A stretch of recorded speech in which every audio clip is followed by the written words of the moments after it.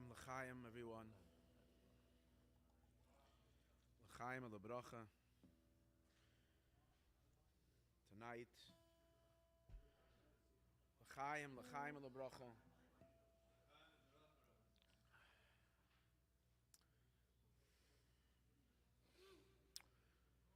A good tavach, everyone. A good tavach, a good chodesh. Be'ezus Hashem, a chodesh mishenechnes adar marbin besimcha. Mishenechnes adar marbin besimcha. This is a special month. We're preparing for chodesh adar, but we're first gonna lick whatever we can out and squeeze whatever we can out of chodesh shvat. Last week, Shabbos, on the 17th day of Shvat, was the yahrzeit of the great and saintly Tzaddik Rebbe Yechezkel of Kuzmir. A very, very, very high-level Tzaddik, a student of the saintly Chayze from Lublin, an exceptional Baal Ruach HaKodesh, like his Rebbe, the holy Lubliner, who can see everything. Someone who embodied the characteristics of Avram Avinu, so much so the traits of Avram Avinu, so much so that his holy Rebbe, the Lubliner, said, when he came the first time, he was a young man, and he came to the Chayze from Lublin, and he was there, and it was a Sudas Rosh Chodesh, and the Chayze had all of his giants of the students, and amongst them, and he was standing off on the side. He was a young man, no one knew him, and he was standing off there. And at that meal, there was a gneva. There was a theft that took place. A silver spoon got lost. And you know how it is. You know, you look around, you see who's an inside guy that you know he's not for sure not the ganef. But you're always suspicious who the ganef might be. They saw the new fellow who came. So they were suspicious that maybe he was the ganef.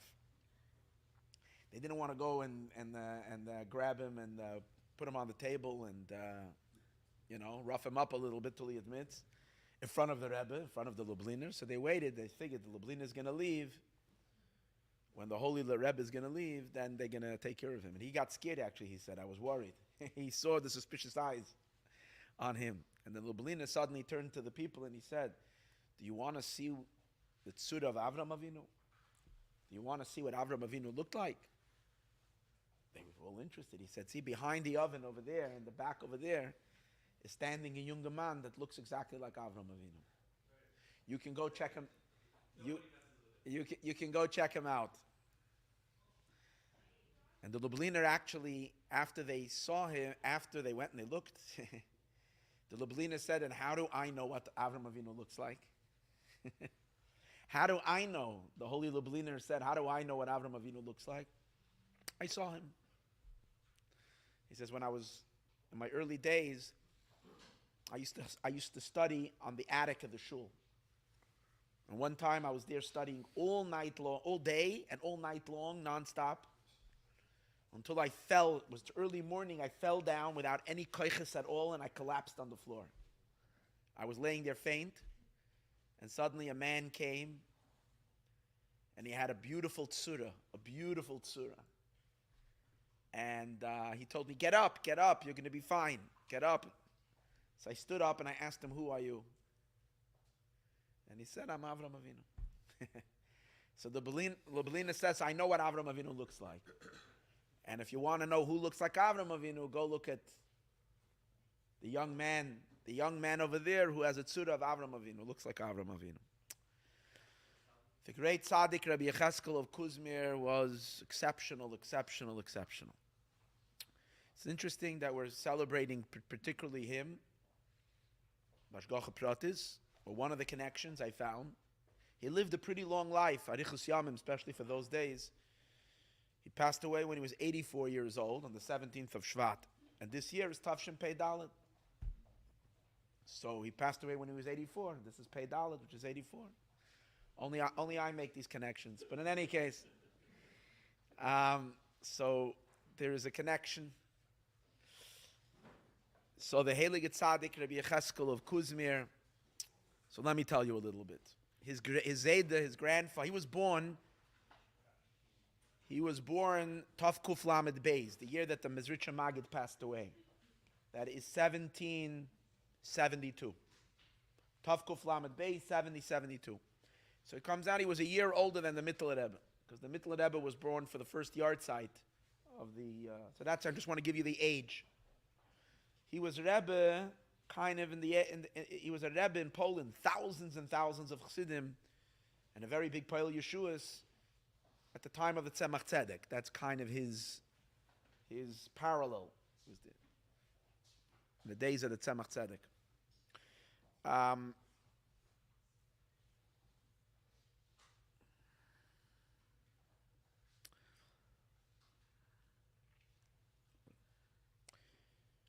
Where was I going with this? Oh, his Zayda Reb Shloim, he had a Zayda Reb Shloim Zalman, who was a chassid of the Baal Shem Tov. So you're talking about pretty close up to the earlies. His grandfather was from the Chabuda, a close chassid from the Baal Shem Tov. It was one time by the holy Baal Shem Tov, and the chassidim were dancing. And the Reb Shloim Zalman, the grandfather of Rebbe Yechezkel of Kuzmir, wasn't dancing. He was standing off to the side. And the Baal Shem Tov gave a look, and the Baal Shem Tov said, "Why aren't you dancing? Why are you not participating in the dance?" Rabbi Yisrael Herst. The Baal Shem Tov said to his Zayda, "Why are you not dancing? Why are you not participating in the dance?" So he said, "How can I dance when I don't have children?" He was already old. He didn't have children. How can I dance? My heart is bitter. I don't have any children. So the Baal Shem Tov said to the Zayda, to the Shloim Zalman, "Tanz mit chayus vestohubn chayus." Dance with energy, dance with life, and you're going to have Pashtus. He was saying to him, you read the story Bechitzonius. What was he saying to him? You're going to have chayus. You're going to have life. You're going to have children. But the Baal Shem Tov had another kavanah. Vestohubn chayus. Chayus also means animals. He had 4 sons. Later, from the bracha of the Baal Shem Tov, he had 4 sons, and every single one of them was named after an animal. One was Doiv, bear. The other one was Hersh. The other one was Leib. And the other one, they say, was Usher, and I can't figure out what kind of animal is Usher. I have Leib and Ber, and Leib and Ber, and Hersh. Hersh is a deer. And I don't know. No, and wait, and no, it says in the story that he called his 4 children the Arba Chayas, the four Chayas HaKodesh. Like in the Merkava, there are 4 Chayas. So I couldn't figure, maybe Shoyer, maybe from the word Usher is the word Shoyer, I'm not sure. But when I read the story, I was puzzled by this one Nakuda. So one of his sons is this Hersh. And this was a big tzaddik. He was a tzaddik nister. He was a hidden tzaddik. He died al Kiddush Hashem. He was killed by one of the pogroms when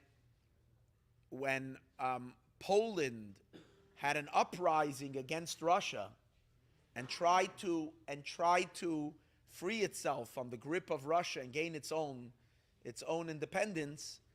The Russians came in and there was a war going on. This was, I forgot which year, in 1794. I looked this up on Wikipedia, and when the Sefer tells you in Hebrew 2 names of generals, the Russian one, and I was having a hard time finding it, and actually it's the exact same, when these are the names of I forgot the Russian, who crushed the revolution.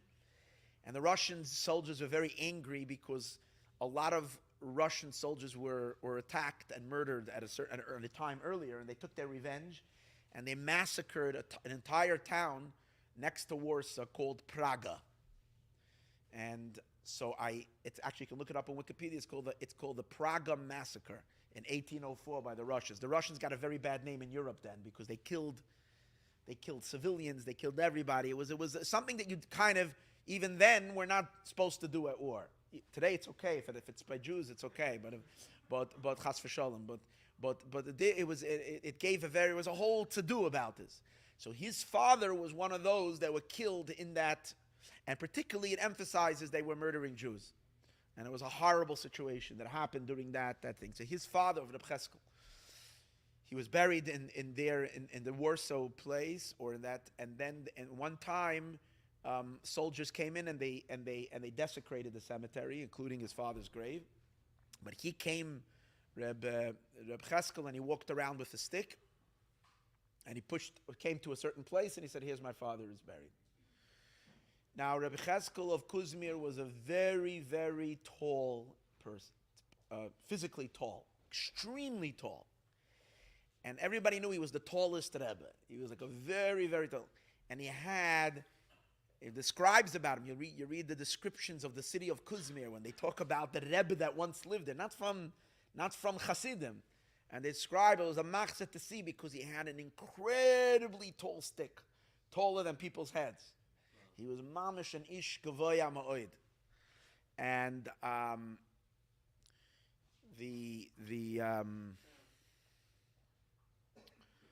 so let me first tell you a story, and we'll verbring about him. One time, there was a chassid, there was a rav somewhere. There was a rav, a great yid who wanted to go see the big tzadikim, and he heard about this great tzaddik. So he traveled to go see him in Kuzmir. Kuzmir is next to a river. Who knows the name? Who would know the Polish river? They call it Wisala. What? The Wisala River. Yeah, I'm gonna look it up in Wikipedia of how it should be pronounced. It's a famous river in anyways. And then there was a town over, and the person who came, he came from the other side, and he had to cross the river. And in the winter, the river was frozen. So he had hired a wagon driver to take him across the river. It was a wide river. Take him across the river on the other side. So happens this rabbi is coming. He's on the wagon. He's crossing the river, and the river is frozen. And the river suddenly, as they're in the middle of as he's getting closer to the middle of the river, there's a crack in the water, and the wagon's front two wheels kind of gets stuck in the water of the river, and the guy is trying to pull his. It wasn't dangerous, mamish, at this point that they're gonna drown because it wasn't such deep water, but they were pretty stuck there and they couldn't get it out. And as much as they were trapping and pulling and making and doing, and the guy was the balagala, the wagon driver, was putting all of his efforts to try to get his horses and the wagon out, he couldn't pull it out. And meanwhile, it was a cold night. It was night already. It was falling dark, and it was a cold, freezing night. And it was a sakana. They can freeze to death. It was like very, very cold. So, okay. When suddenly on the other side of the river, there's a wagon comes to the riverbank. Not far, I don't know, 50 feet, 100 feet away on the other side. And there's a guy sitting there, coachman. He's got a wagon and two gesunte horses. So he yells to the wagon driver. He says, "Here, I'll throw you a rope. Tie your wagon to I'll give you a tow." Okay. So the guy takes it, puts it on, and so it is. He turns his things around, and he gives him a tow, and they pulled him out. Fine. And he managed to get over on the other side. He went to the place that he was staying. He managed to have some achsanya there. He found a little inn. He had a place that he was staying. And the next morning, he came to see the Rebbe the next day. As he comes into Rebbe Yechezkel, into the Rebbe, into the tzaddik, he walks in, and he sees, can't believe his eyes, the wagon driver. The Rebbe is the wagon driver who came out with the wagon to schlep him out. And he's blown away. He says, "You?" I can't believe it. Thank you so much. I mean, you saved my life last night. We didn't know what to do." And he's thinking, and the Yechezkel gives a big smile, and he says, "What are you talking about? I didn't leave my house last night. I didn't go out of my house." But then he said, I'll tell you, he said, a tzaddik is responsible for the Hasidim who come to him from the moment they put their hand on the mezuzah of their house, when they're leaving. From the moment they put their hand on the mezuzah in the house until they're inside his room, he's responsible for them. So therefore, when you're coming to see me, I had to observe. When I saw you're in trouble, so I had to send someone to get you out. And since the shliach, the tzura, the image of the one of the meshaleach goes on to the shliach. So that's why you saw my image. He must have brought down some kind of a heavenly being from above, malach or whatever it is, to get him out. But because he was a shliach of the Rebbe to pull him out, the shliach looks like the meshaleach. That just tells you what it means to be a shliach from Rebbe. As if you have the image, if you have only eyes to see. And that was the triple A of the Kuzmir. And by the way, there was once a story that Rbbi Kavurka, one of the great Polish Rebbes, also a student of the Chayza from Lublin, one of the friends of Rebbe Yechezkel of Kuzmir, once had a group of Hasidim. Rbbi Kavurka once had a group of Hasidim coming, and on the way coming, Agutavach everyone, and on the way coming, a wagon turned over, there was an accident, and a few of his Chassidim died. Maybe it was in a water, I don't know if it was a water accident, it was this. And Rbbi Kavurka was very, very shooken up by it, his Chassidim. And then he heard, a while later, he heard that Rbbi Yechezkel of Kuzmir, when he heard the story, said, "Es is a pella of Rebbe Yitzchak. It is a wonder on Rebbe Yitzchak. How can it, he doesn't know that a Rebbe is responsible to watch his Chassidim that are coming to him from when they leave their house until they come?" That's what he said. So when Rbbi Kavurka heard that, he got very shooken up. He got very hurt. So he traveled to Kuzmir to come speak it over with his friend. As he came, he stood. Oh, that day, Rabbi Yechezkel, obviously you can see he's coming. He told his mishamis, he told his gabbai, he says, I'm going to sleep, and don't let anybody into me. Even if the person that comes is a malach, don't let him in. Okay, so that's what he did. So he went to sleep. The Rbbi Kavurka came, and he can't go in. And he heard what the shaman said, that even a malach he's not going to let in. So he's standing by the door, and he realized that, and he went into a deep, deep, deep meditation where a tzaddik will go, and his face was ablaze, mamish. And suddenly the Rebbe Yechezkel woke up, and he goes to the door, and he opens up the door, and he says, mentioned earlier, the story now fits very well. He says, Avram Avinu would go stand by the entrance of the door to see if there's an oiver v'shav. Simply it means if there are people that cross by. Oiver v'shav means if there are pass-byers. In Hebrew you say oiver, people who go this way v'shav. But he touched. Avram Avinu goes out El Pesach ha'oil to the entrance of the tent to see if there's someone who was oiver and did tshuva. Oiver v'shav, someone who was oiver v'shav, and then he took him inside. And they spent some, let's just say, quality time together. So this is one of the instances where they saw the Avram Avinu element in him.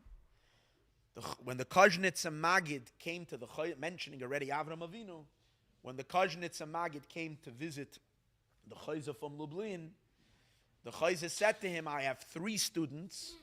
I have the 3 others by me. One is Avram Avinu, one is Yitzchak, and one is Yaakov." He says, "Yitzchak and Yaakov I can show you, but Avram I'm not going to show you." He says, "Avram will ich dich nicht weisen." And they didn't say a reason why he didn't, but he told him who it was. And it says the reason he didn't want to show him was because he used to go to the Kajnitz Magid first. He was a chassid. He used to try. He went. The Yechezkel of Kuzmir used to go to the and then he went to Lublin and kind of he switched tracks. So he didn't want him to be have a kaped on him. So he was protecting him. In any case, l'chaim l'bracha. From the Yechezkel of Kuzmir comes the Mojitz dynasty, and Mojitz is very, very big in the Gina, and we know that the Yechezkel himself said that every Shabbos he needed a new niggin. He had to compose a niggin every Shabbos, or he needed to receive a new niggin. And if there wasn't a new niggin, he called it Atzusterte Shabbos. It's a Tzusterte Shabbos. So you see, Yossi, why I want a new niggin by Kei Laden? We need a new niggin. I needed always a new niggin, and the old niggin. Anyway, so Mojitz is got thousands of songs. Now the nigunim of Mojitz are so popular that most people don't even know that the Mojitz and nigunim. These are the songs that are sung in every Jewish home, and they became a staple of the Jewish experience, and people don't even know they're Mojitz and nigunim. To start, I'll give you a start with. Everybody sings it by the Seder Beis Yaakov Meyam. That's it. Hoysa Yehuda leYekavacha Yisrael Mam Shalom Hoysa. He has another one. That's two of them.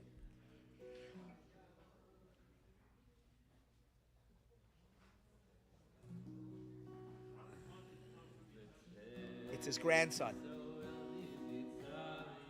In Beis Yaakov Meyam Loye Oysa Yehuda Lekachai Yisrael Mam Sheloisa Yisrael B'Mitzrayim Beis Yaakov Meyam Loye Hoysa Yehuda leYekavacha Yisrael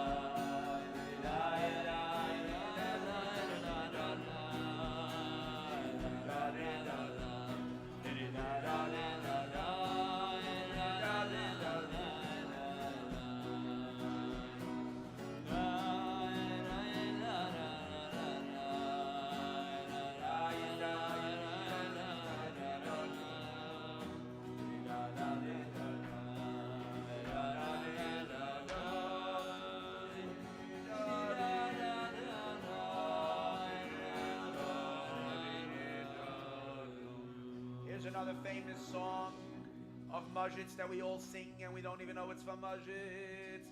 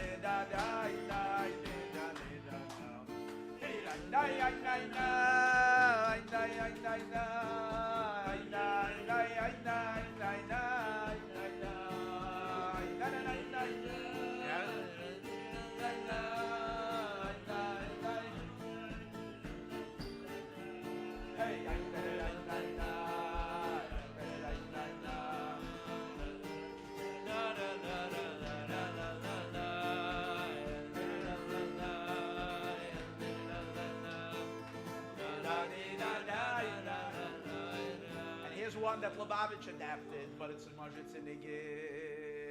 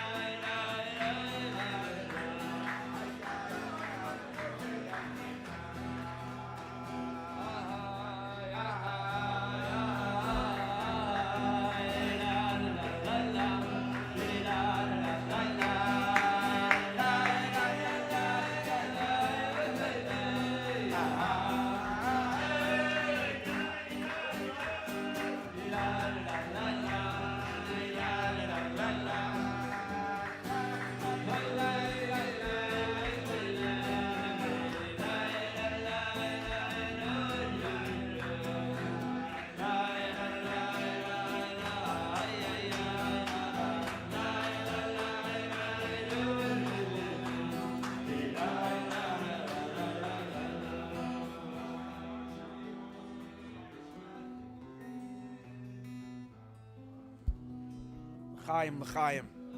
So today's Melave Malka was sponsored by the Tzadikim family, by Velvel and Polina Tzadikim and their children.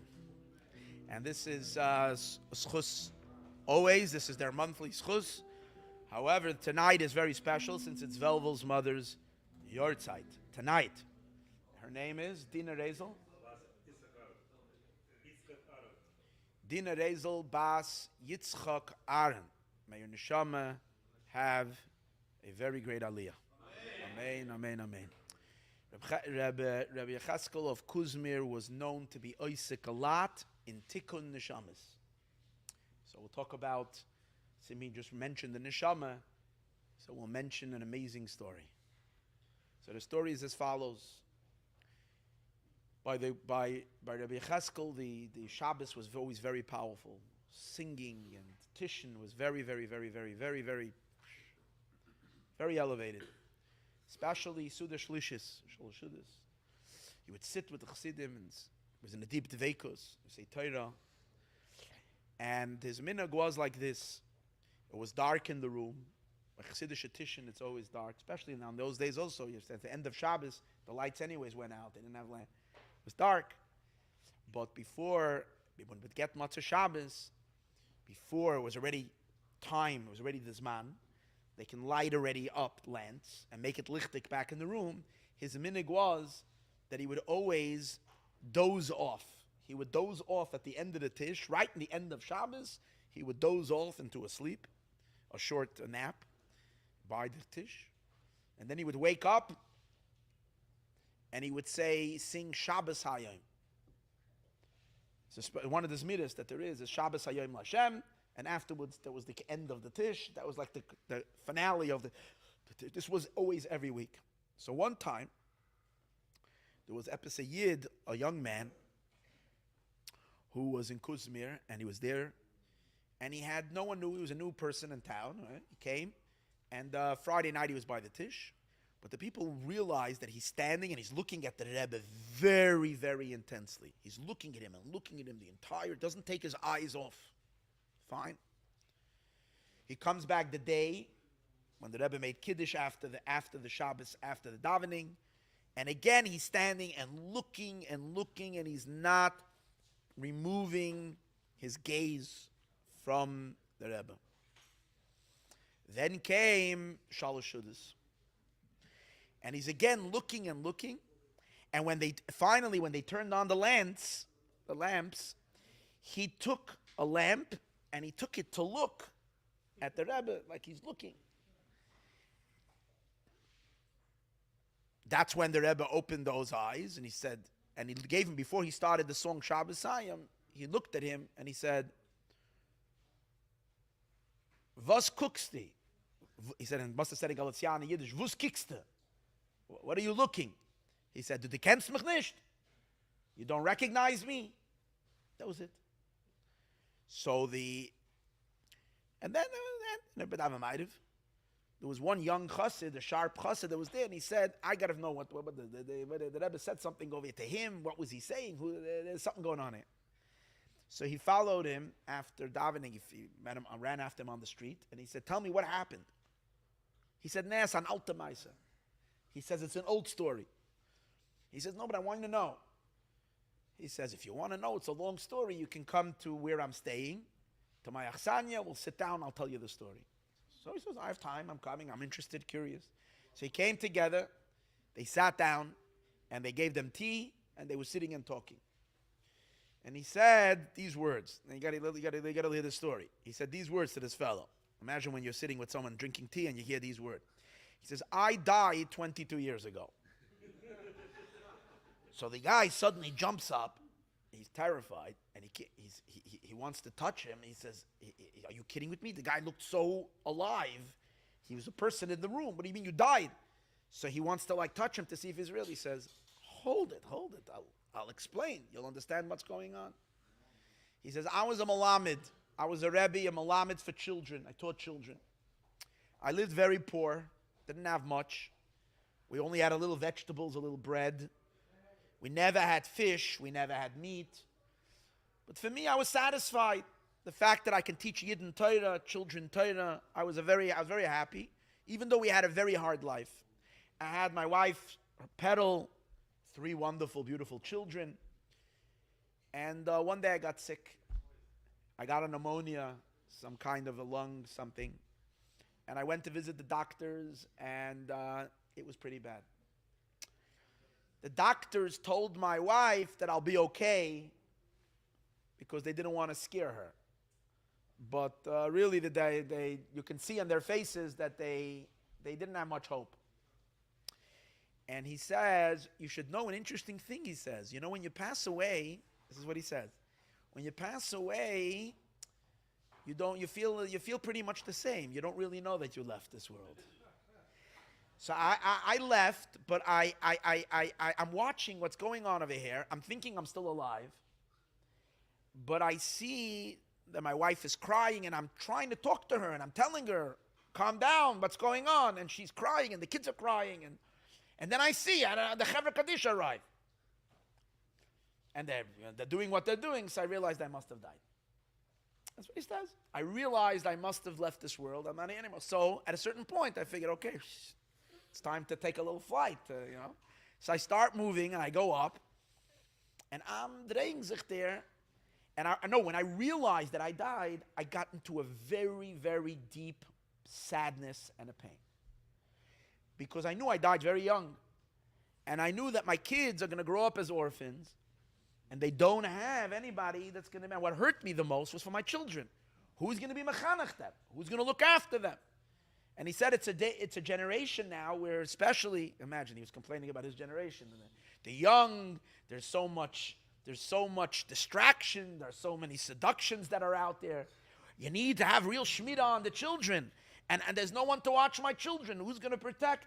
And I was feeling really, really self-pity on myself. And I was upset. Why did they take me? Why did I die? I felt it wasn't fair. And I'm there, and I suddenly see like swarms of neshamas. I find myself amongst neshamas, and I see swarms of... I see someone, a young man, so I go over to him and I say, so tell me, what's going on over here? Like, well, what's the procedure here? And the guy, and so I had a conversation with this other fellow. And I said to him, I'm a young fellow. I just left this world, just now. I don't know why. I don't know why they took me so young. And I'm upset. So he said, listen here. This is what this guy said. I'll give you an eitzah, he says. You see down there is where they're all going to be booked. That's the booking. That's the admissions. So they're all going in, and there's the beis dins that are there. The beis dins, everybody has to go on there. I said, when you go there, there's going to be a few different courts, different beis dins. He says, make sure to look for this and this beis din, because you should know there is one beis din over there that has actually a person who's part of the beis din Shalmaila who didn't pass away. He's a living person. He's alive, but because he's such a tzaddik, he's included in the beis din Shalmaila even when he's alive. And he's more lenient. He's much more lenient because he understands this world more. It's not like tzaddikim who have been left this world and they kind of forgot already. They have like a very high expectations. He knows the trials and tribulations and the difficulties of this world, so you should go to him. Okay, so I see. And there it was, the person that, he was the one that looked like he's a physical human being who's alive still. And I went over, and one that was sitting in the middle, they said to me, speak. And I started crying. It's like a neshama the neshama is weeping. And I said, I feel terrible, I'm young, I left the world, and I don't know what to do with the chinuch of my children. What's going to be with my children? So the person over there in the middle judge, says to me, he says, is it really the children that bother you so much? That's the only problem? He says, other than that, I have no problem having left this world. The only thing that hurts me is the chinuch.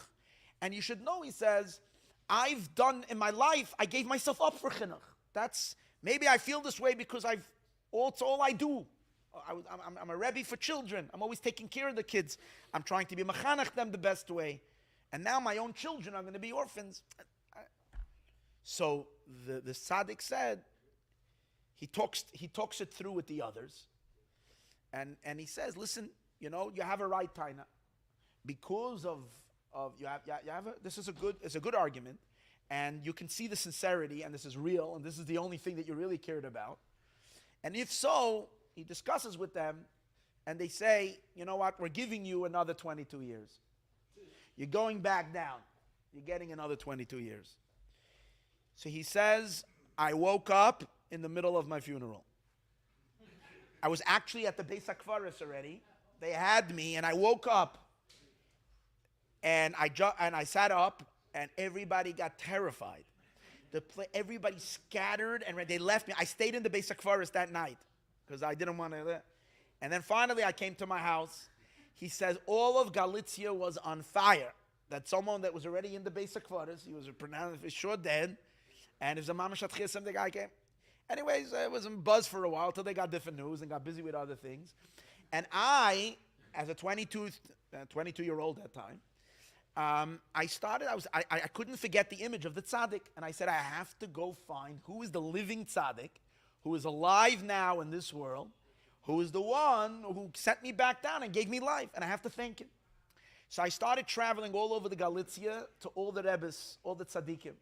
And I went to this one, it wasn't him. I went to this one, it wasn't him. And I went and I couldn't find. I traveled to Hungary, and I went around over there looking for anybody. Nisht. Okay, I did my research. I was traveling for a while, and I went back. I couldn't afford too much. I was busy with the children, Malamed, this. Fine. And I suddenly, a little while ago, I realized my 44th birthday. So I said, Gewald, I remember that they just gave me another 22 years, and I'm not going to stay around too much longer. So, and I really, really wanted to go thank this tzaddik or see this man who I had this experience. So I'm looking, and then to my mazel, someone arrived in my town, a Polish Yid. Galicia is the southern side, I think, of Poland. This is the, I told him what's going on. And he said to me, what did he look like, the tzaddik? He said, he was very tall. He said, if he was very tall, it must have been the Kuzmir. Yechezkel of Kuzmir, he's a very, very tall man. He says, okay, I'm going to see him. So he got the information. He put it into Google Maps. And he traveled to Kuzmir. He says, I came over here, and I came to the Tish. And as I'm looking, now the story happened 22 years ago, he says, I couldn't decide if this is him or not. I'm looking and looking. And looking and looking, and I can't decide. This is him, it's not him, him. And as we're standing by Shalosh Shudas, and it's the thing, and then I opened up the lights. Oh wait, no, I forgot. Before Rebbe Yechezkel said, before he fell asleep, at the end of Shalosh Shudas, he would fall asleep. Before that, he said Torah. And as he spoke Torah with such a ne'imus. And he was crying, and there was such a compassion flowing. There was such a sweet compassion when he was crying, when he was saying the Torah with a real deep empathy and compassion for the Jewish people. And then I remembered that this is the compassion I heard when I was up there. This was the voice, and this was the compassion. I recognized it. And then, so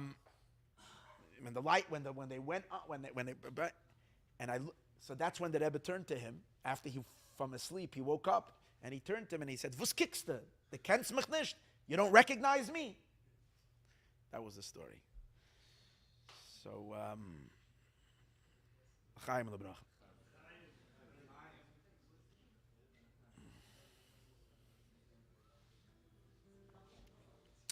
You know the niggin,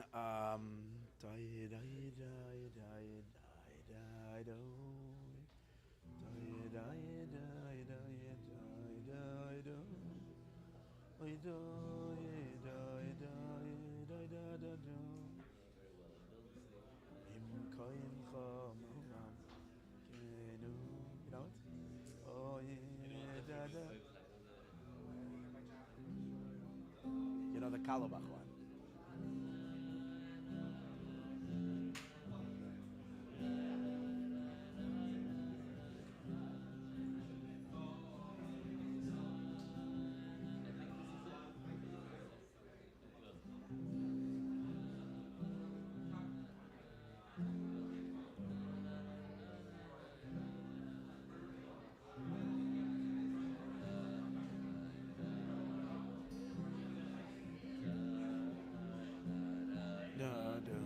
It's a different one. Okay, but it's good. No, it's good. L'chaim, l'chaim. L'chaim, l'chaim.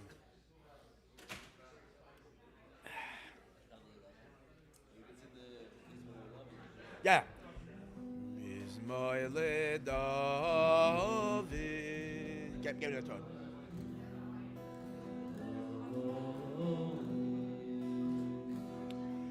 Hashem ro'yi lo yachzor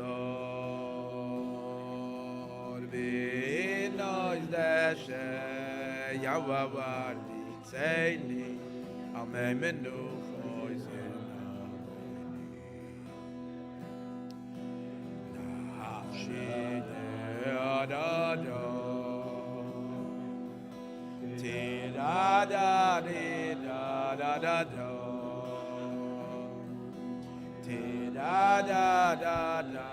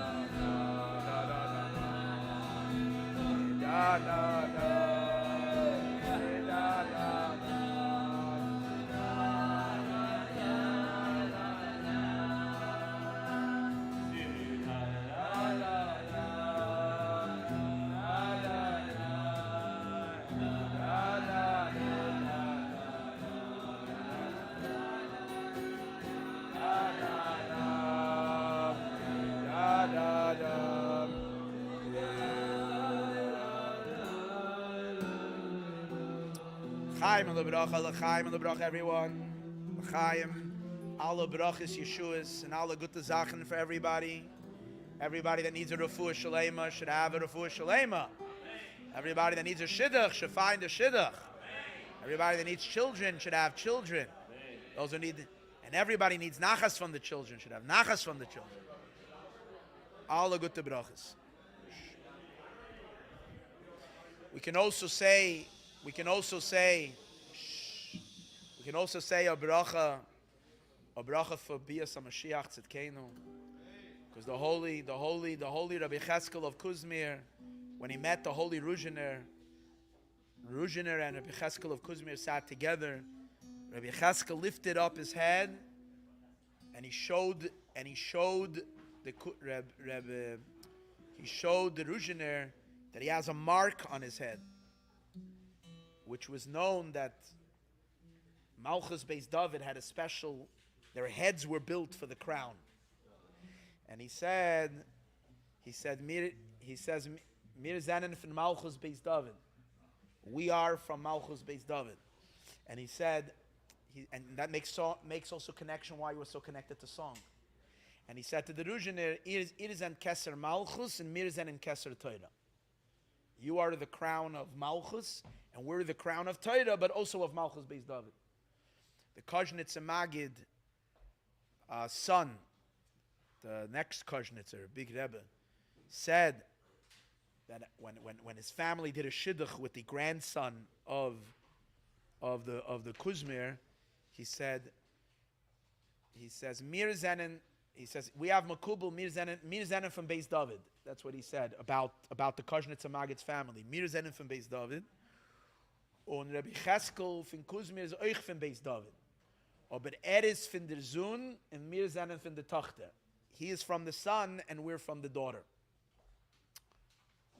So there is a deep connection to Malchus Beis David, to Mashiach, to the Geula. But I wanted to share something very special.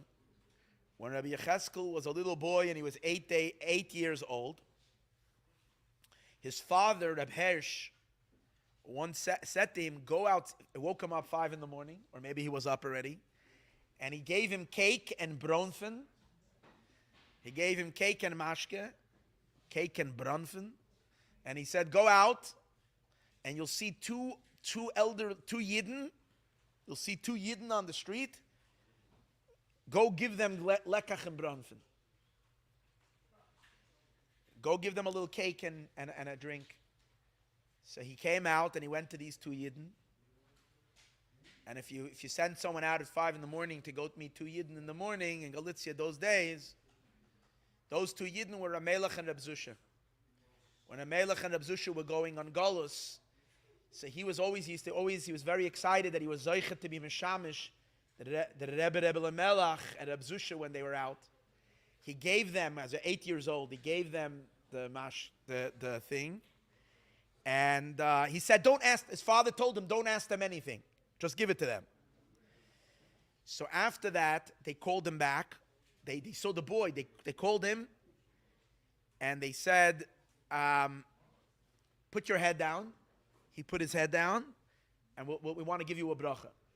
So they both benched him. The Melech and the Bzusha gave him a bracha that he should be a big manik b'Yisrael. That was a bracha that he got. So in connection to this, I want to tell you 2 stories with Rabbi Yechezkel together with relating to Rebbe Melach and one from Rebbe Zusha. So Rabbi Yechezkel said a story that he heard from the Holy Lubliner, his Rebbe, the Chayza from Lublin. And when he said the story, he said, "Ich hab gehört von dem Rebbe." I heard from my Rebbe. And when he related the story, in the beginning of the story, he said, "Die Euren, these ears, haben gehört von der Rebbe de Maisa." Heard from the Rebbe the story. And then later in the middle of the story, he said again, "Die Euren haben gehört von der Rebbe de Maisa." These ears heard the story. And then he said it a 3rd time. "Die Euren," at the end of the story. He was so excited that he heard the story, this story from the Lublina. And the Lublina said that a chassid needs to go, a person needs to ask his Rebbe for every little thing in life. Don't think you can save the Rebbe only for the big things. The smallest little pitch of kiss in your life is darf man fragen beim Rebbe. You have to ask the Rebbe everything. And he related, and to prove this, the Lublina related a story. He said there was one simple yid, a darfsman. A darfsman means a villager, not too bright, not too scholarly. The guy was a very, very simple person, and he had a mill, or he had some kind of a machine. He made whiskey. And he had a distillery, and he had a machine that he used in the process. And from time to time, if it broke, this one machine that he had, if from time to time there was a problem, if something broke, he would he would always come to the Rebbe Melech with his problem. It could be the silliest thing. A little break, and the Melech would always tell him how to fix it. He would tell him, get a new screw, get a new this, today I had, but he never did. He never fixed anything himself. Whenever he would have his problem with his machinka or any, that's where it emphasized, that's what he would come for. He didn't have no shaykhs with the Rebbe on high in Yanim, but his screws that would need it for the repair jobs, he would always come to the Rebbe because you don't do anything without asking the Rebbe. So happened that this fellow passed away. And the Rebbe Melech also passed away. And but this person, we talk about Neshama as being a little bit confused. This person was living in a world of Dimyan. In his mind, as we said earlier, he never passed away, and he's still in his distillery, still making. Sometimes it says that the malachim, that's part of the things of a person doesn't deserve any whatever, is that they go on living in their imagination as if they're in this world, and the malachim play along and they have fun with this guy. That's chas v'shalom, one of the things. That this guy was living what's called an olam adimyan, in the world of imagination, and he was there. And when his thing broke, he said, I have to go ask Rebbe Melech. But the malachim, what they call them, the malachim Chabala, the malachim over there, the troublemaker malachim, they didn't want him to go to Rebbe Melech. So they gave him 8, and so they appeared to him like his family, like his neighbors. Again, this is all in his imagination. He's passed away in his imagination. He has his neighbors, and the Lublin is telling the story. And he says, and they would convince him, now you can fix it yourself, do this. And they would or they would fix it for him. And every time, it would break the next day, or in 2 days, or in 3 days. Again, this is all in the world of imagination. And so it's going on, and then it broke, and then he said, I had enough of you guys. He says, I'm going to the Rebbe. I always go to the Rebbe for fixing. I never do fixing on my own. I always go, I'm going to the Rebbe. I'm going to Rebbe Melech. So the Beis Din Shamayla, again, this was all part of a punishment that he was supposed to live in this world of Dimyan. But the Beis Din Shamayla said, listen here, if he's insisting to go to the Rebbe, and they looked at him, and he always did it in his life, they said, you have to give him permission to do that. So they took him to the Rebbe Melech's Heichel, because Rebbe Melech had passed away too. They brought him to the Rebbe Melech's Heichel. And he comes to Rebbe Melech, and he says, Rebbe, I have a problem. My thing is broken. The thing again, my screw, remember last time you came, you told me to fix it. Now it got rusty on this side, on that side, I have a problem. The Melech looks at him and says, Meshuggah what you are. You're not alive anymore. B'shenish in the Welt. What's with you? And the Melech grabs him and he shows him. He says, take a look, you're wearing tachrichim. You're wearing the shrouds. What's Mr. Tzedreit of that? Mr. Nachda.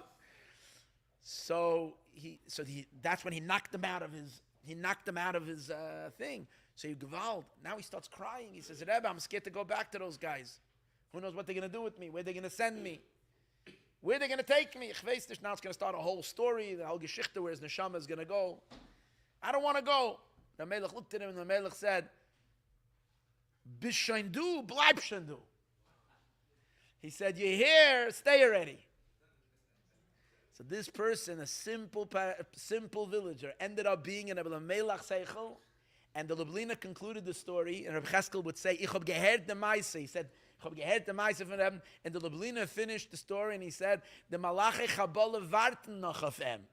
They're still waiting for him. The Malachim are still waiting for him in his world of imagination for him to come back, but he is together with the Rebbe. So this was the Lublina's thing that you always have to ask. Because if you ask and you're makusha, then you don't know where you're going to get, where he's going to help you out. Sometimes you're in big trouble. You can live in imagination for forever. And that's a Rachmanis. In any case, the other story was that was with Reb Zusha. There was a big tzaddik who passed away. The name of the tzaddik, ich gedenk nicht.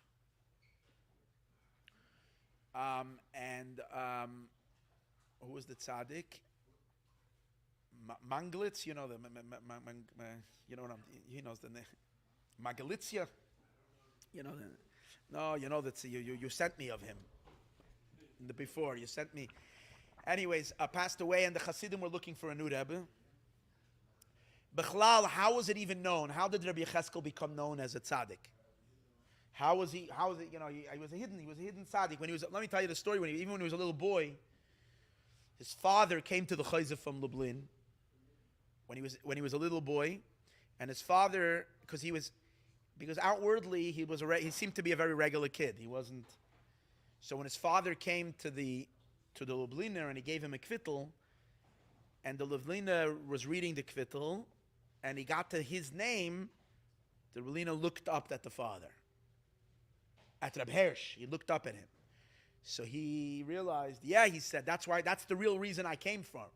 I came for him. No, it wasn't only, I think he brought him with him.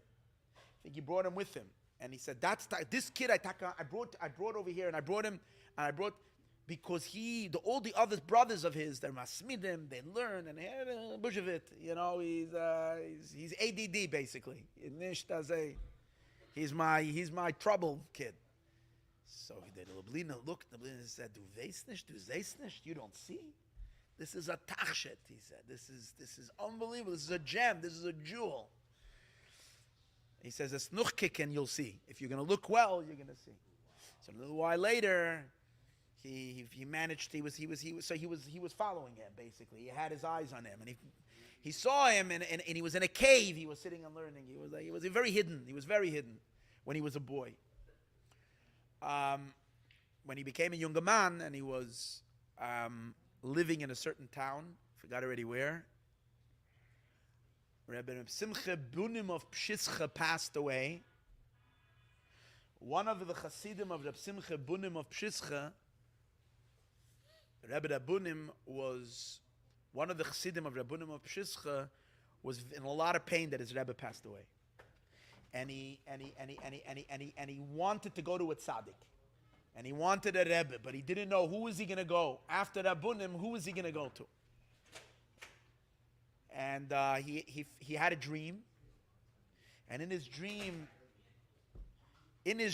he saw he was by the tish. He found himself by the tish of the Rebbe Rabbunim, and Rabbunim said, suddenly Rabbunim turned. The Rabbunim turned to him. Rabbunim had passed away already, but in his dream he sees Rabbunim, and Rabbunim says, he points to one of his talmidim, one of the men, and he says, he's the one to Emzel's to gain. To him, he's the one you should go to. So he woke up from the dream, but he didn't know who this person was. And then one time when he was passing by a town, he asked around and he said, there's a fine yid over here. So he went to see him, and when he walked in, he realized this was the face that he had seen that in the dream. So he kind of publicized him. He was his PR guy. and people started, and he became a very, very big Rebbe. But anyways, I want to share with you a fascinating story. First of all, this is not the story, but this is when I'll get to that. When Yidden came to him, he was Madrich's Chassidim and Avodah, the Kotzker, the Rebbe Menachem Mendel of Kotz. He was a huge Ovid. Rabbi Yechezkel of Kuzmir was an incredible big Ovid. The Menendel of Kotsk said, "Ketzipor boidei dalagag." There's a pasuk that says, like a bird, a single bird on the roof. He said, Reb Cheskel is a tzipor boidei dalagag. He says, what does that mean? He says, if there's a bird, you can see a bird that does his boidedus. He's alone. He's doing his own thing on the roof. There are hundreds of birds over there, but he's doing his own thing. He's tzipor boided. He's alone. He says Rabbi Yechezkel can completely be his boidedus while he is standing amongst everybody. And I just read today from the Rbbi Rebbe that the Rbbi Rebbe writes a word from Reb Shamshin Ostropola, that the highest level of his boidedus is his boidedus that you can do bein anashim, between people. So the Kotzker said it on Rabbi Yechezkel that he's a tzipor boidei dalagag. He can be standing literally with hundreds of people in the middle of a room and be totally his boidedus in a complete realm of his own. He didn't like when people came to him just with gashmiyistic problems. So one time there was a yid that came and needed a bracha for him because he was having trouble with the poritz. Problem with his poritz. And Yechezkel, and the Rebbe didn't pay much attention to him. He didn't give him an answer. He didn't give him the bracha. Days passed by. He's sitting there. He didn't want to leave until he got a blessing. Then he sees someone comes, one of his chassidim, and he goes and he sees that, or he heard that he came and he spoke to the Rebbe, and then he also had a tzadis with his putts, and he gave him a big bracha immediately. So this guy was a little insulted. This guy was a wealthy person, and he was very insulted that he brushed him off, and this chassid comes in, and he has the same problem that he's got, and he gave him a big bracha, and you knew that his brachas are mekuyim. It's not stop. So he asked him. He says, "How come? We're asking the same thing, and me garnished." And so he told him as follows. This is such a geschmacka thing. He says like this. He says when there was a merchant who goes to Leipzig. Leipzig is the big city where the market was, the World Fair. Everybody came to Leipzig to buy schayra. That's when you came, and that's where you bought together all the merchandise you needed for your. It was like the big Vegas show, and the big convention. Everybody went to Leipzig. So he came to Leipzig, and he went and he met. There was this big guy, a manufacturer, and he has incredible amount of merchandise. And he has a buyer who comes, and the guy bought from him a few wagons full of schayra, full of merchandise. And they did business for a while, and then it came evening, and the guy was going to leave. When suddenly he sees the merchant, he's draying sich back and forth, and he seems like he says, "What's wrong?" He says, "We ran out of, there was a certain oil, a certain type of, or a tar or something that you put on the wheels." Maj, that's the name of it. Maybe they over there he has it's a grease. Yes, a maj. There was a certain grease that they would put on the wheels, and I don't have, and we ran out of it. And now it's at night, and there's no one we can't. But the local, what's it called again? Hardware store that sells the tar and all this is closed, and now I'm stuck over here. We can't go because the wheels won't. So the seicher says, this big merchant says, "Listen, no problem. I have." He calls his guy, "Go bring up a bucket of the thing, and you'll give him." All right. Suddenly, there's another fellow comes running, and he says, "Can I buy a bucket of maj from you?" So he says, "Maj? What do you think? I'm not selling maj." He says, "What do you gave him maj, the guest him." So you idiot, what you are. Ich geb maj, gebich. He says, "This guy bought from me 10 wagon loads of merchandise. He needed a little bit for the wheels to be able to ride. Is this? I give him some. Am I a maj merchant? Do I sell? This is nicht mein Indian. I don't do this." So he turned to this Yid and he said like this: "Mein Indian is avodas Hashem. And my Indian is to teach and to inspire and give hadracha to Yidden how to serve the Eibishter, and this is what I do. No, the Reder darf man dich schmieren. A person needs to have his wheels and his gashmias to be able to turn. That has to work. So therefore, if one of my buyers come and he needs a little spare this and this gebechem that I can give him, but you're coming to me and the darfs to learn kumstanish, to learn in avodas Hashem kumstanish. You're not coming for anything. You need bracha stama. This am I it's nicht mein Indian." That was the story. L'chaim, this is nicht meine an Indian. L'chaim. For everything you have to go. But that's, yeah, l'chaim. Im kol zeh achak aloi. L'chaim l'bracha.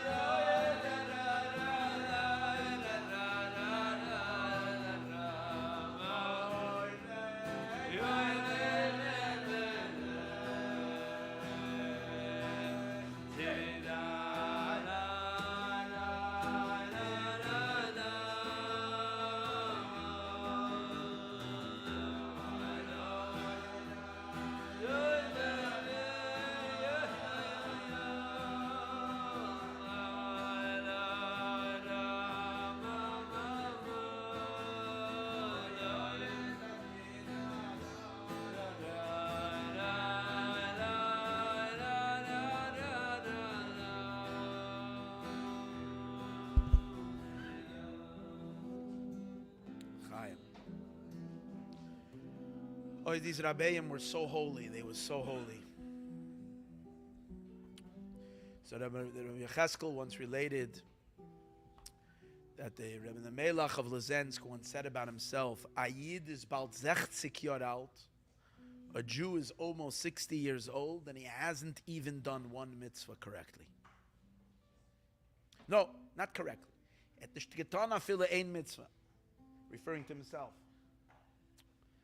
Then he related, the Rebbe from Lublin said, the Melech was the Rebbe. By the way, he was a very big Baal Ruach HaKodesh. Mamish, crazy stories. Everything he married, right away knew everything. And he was a Makabel Shlishi in Ruach HaKodesh from the Baal Shem Tov. The way it's brought in the Majit Sisvarim is that the Magid received from the Baal Shem Tov, Ruach HaKodesh, and the Lubliner was by the Magid, The Chayzer was by the Magid, even though he was Be'ikar a Talmud of Rebbe Melech, but he was by the Magid. The Alter Rebbe met him there with the story with the fish. And he was Makabel from the Chayzer. So it's just 3 generations of Ruach HaKodesh. In any case, so he said like this. Rebbe Melech said, a Yiddish and 60 Jahre alt and het nicht gefillig getan ein mitzvah. A Yid is 70, 60 years old, didn't do even one mitzvah. The Rebbe of Lublin said that he hasn't been oisik in avodas Hashem yet at all. And then he pointed to himself, to Rabbi Yechezkel, and he said, in Ich, he said, bin fil mit avodas, and I have no tikkun, I have no ainli shum trufa. I don't have any way that I can this until I'm gonna leave this world, and I'm gonna be put into the cave. That was the statement. At least I won't be sinning anymore. People that weren't mafsik from their dveikus 1 second. The Chedushay Arim, Rabbi Chedushay Arim and Rabbi Yitzchak Kavurka were once in Warsaw, and they came, and he was there as well. So they came to his. They came and it was Erev Shabbos, and Rabbi Yechezkel was sleeping. So they said they want to see him sleep. So they walked to the crack of the door and they looked in, and they saw that in the middle of his sleep, he while he was sleeping, he raised his hand up and he scratched his neck. He touched his neck like this, but he didn't do it with his hand. He did it with his sleeve. Tzadikim had a hakpada not to scratch themselves, and he just like a middle like this. So the Chedush Arim was blown away, and the Chedush Arim said, like, just to see this was worth coming. So Rabbi Yitzchak Kavurka said, he says, what's the Chiddush? He said, a tailor is a tailor when he's awake, but not when he's sleeping. Because when he's sleeping, he's not making clothing. A shoemaker is a shister. A shister is a shister when he's awake, not when he's sleeping. Because when he's sleeping, he doesn't make shoes. Oh, but at tzaddik, you can't say the tailor shluft. You can't say the shister shluft. But on the tzaddik, you can say the tzaddik shluft. Because even when he's sleeping, he's also a tzaddik. So we're dealing with people that, were in a state of dveikus all the time. He, by the way, there's certain words, verte, that he says about himself, or the geschmack, that are mamish like, you see them in the Chabad Svarim, very geschmack. So one of them is the Dayoim Yoim Bat Rav Nachum of Chernobyl. So he said about him, he was very tall, he was also big. And he said that, Apella on my weight, he says,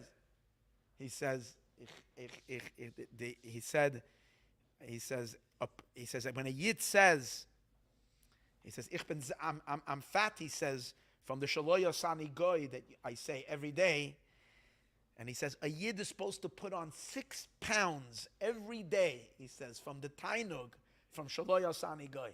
That's supposed to give a Yid 6 pounds of fat. 6 liters, 6 liters.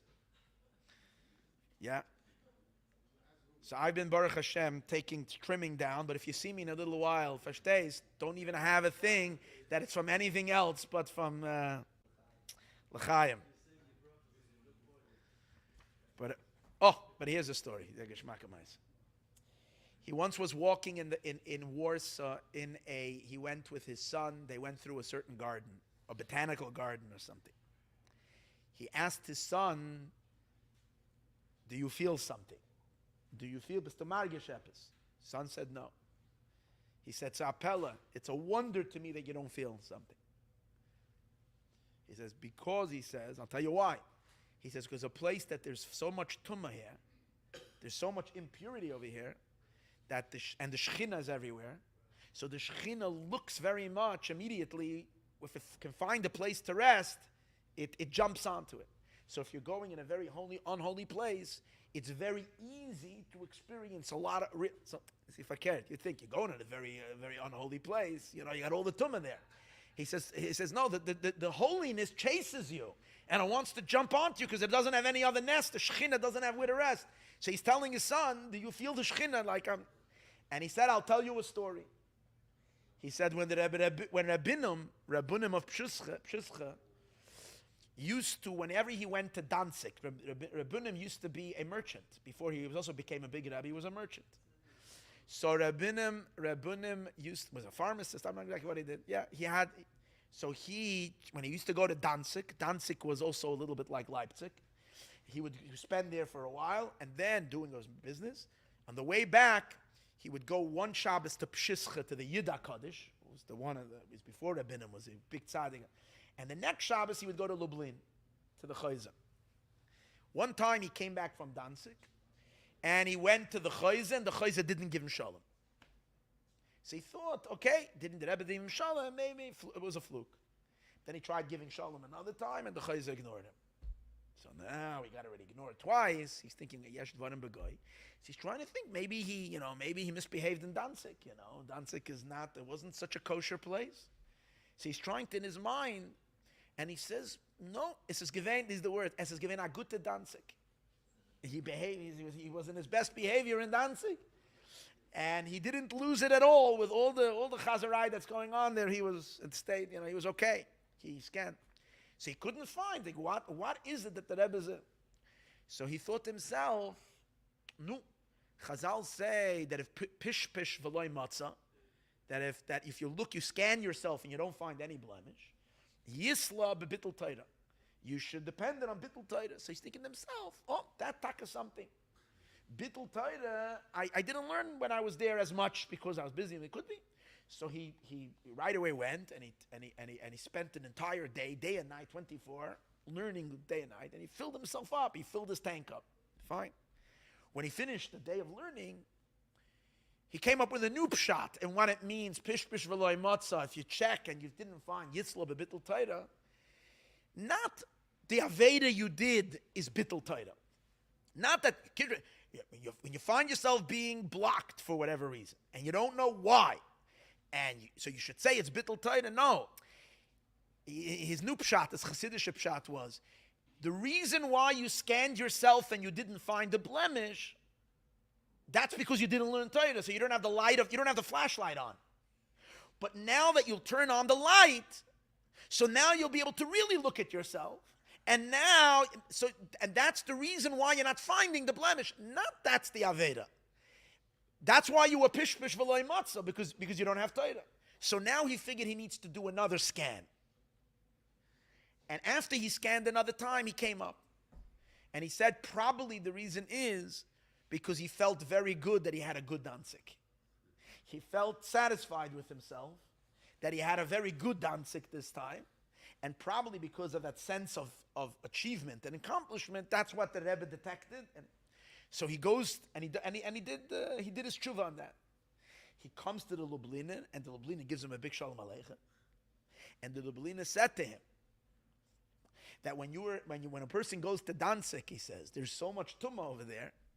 So the fact that you are able to, that you have, that a person can do a lot of good there and have good experiences there, you shouldn't take it for your credit, because the holiness chases after wherever it can find someone that is this. So it's not because of you, it's because of the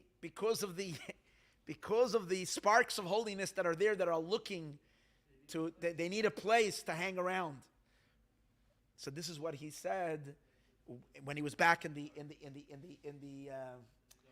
gardens, that when you're in a place that's not so kosher, you get chased by holiness. Yeah, you never had that, huh? Surprise. I have to tell you one beautiful story, which I said already this week. This is the story of the night. We're going to get to that. But this is the story. This is a very special story. So there was a chassid who had a pressing matter, and he wanted to go to the Rebbe, to his Rebbe, to the Vorke Rebbe, to get a bracha. Problem was, he was a poor chassid, and he didn't have the money. He had the money to travel, but he didn't have money to give a pidyon. When you come into a Rebbe, you gave a kvittel, and you also left a check, or you left some money. The Rebbe would use it. Sometimes they need it for the uphold of the Rebbe's house, but also for all the tzedakahs the Rebbe would be taking care of. Anyways, it was called a pidyon. This chassid didn't have money for the pidyon, but he had a pressing matter. But he kept on delaying it because he didn't want to come like a schlepper and not give the Rebbe anything. So one day he lived like 50 miles down river from Koznitz, and he's sitting, and one day he was also living on his village was right by the river, same river, the Weissela, whatever. It's upsetting. I should have looked it up, the name. It's a Polish river, but I read about this river many times. But in any case, he was sitting by. He was a poor man. He used to sometimes go fishing by the river, try his luck with it. So he had a rod and he threw it out, and he's sitting there. And while he's sitting there, he's his thoughts are just, and he sees the water. The water is going down river towards Kuzmir. So he's thinking to himself, how lucky is the water that it's able to go to Kuzmir, and it doesn't have to bring money. But me, ich kann nicht gehen. Look at me.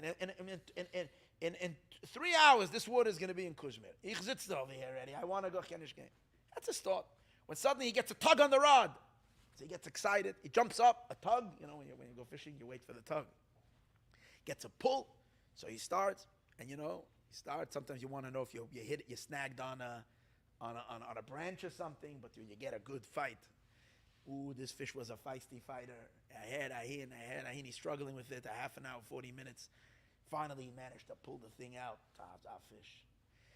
So he's excited. Baruch Hashem, the family will be happy. A nice fish. He has a bag for it. He throws the fish in the bag, and he throws it on his back, and it's jumping around. It's like, the fish is still. And suddenly he thinks, no, I'm looking for a pidyon. It's Gevaldik. The Kuzmir, he loves, Machali Shabbos is very holy by him, especially a nice fisher. The fishermen always bring him the best fish. They always bring. If I can come to the Rebbe with a fish like this will be a nice pidyon. A simple chassid. This will Gevaldik.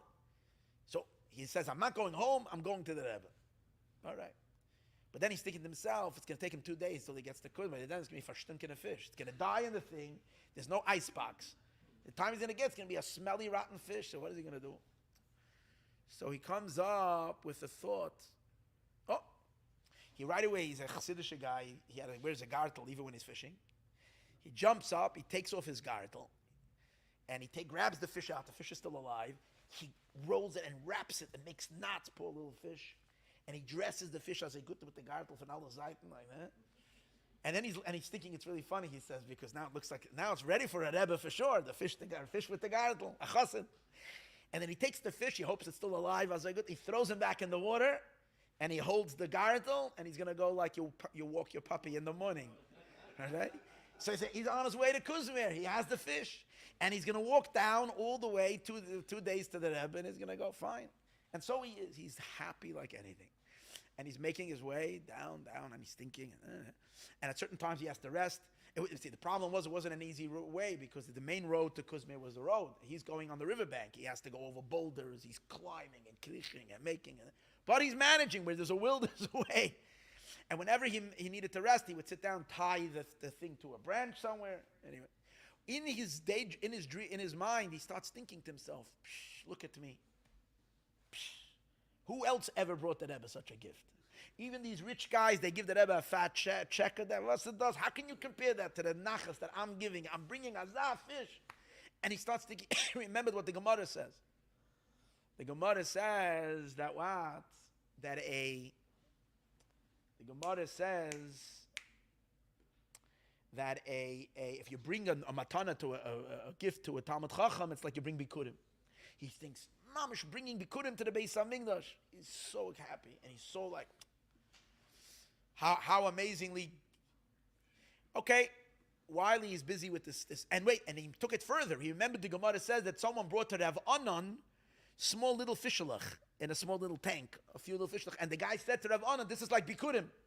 So he says, those fishalach are Bikurim. Come on, Bikurim. Look at the Bikurim I'm bringing. Azah fish. And in his thing, suddenly, before he realized what happened, the fish swam away with the gartel, with the whole thing. He lost. But meanwhile, he's already, just an hour walk away from Kuzmir, and they're not far away, and he lost his fish. Wow. So heartbroken. His heart sunk. He was zerbrochen, didn't know what to do.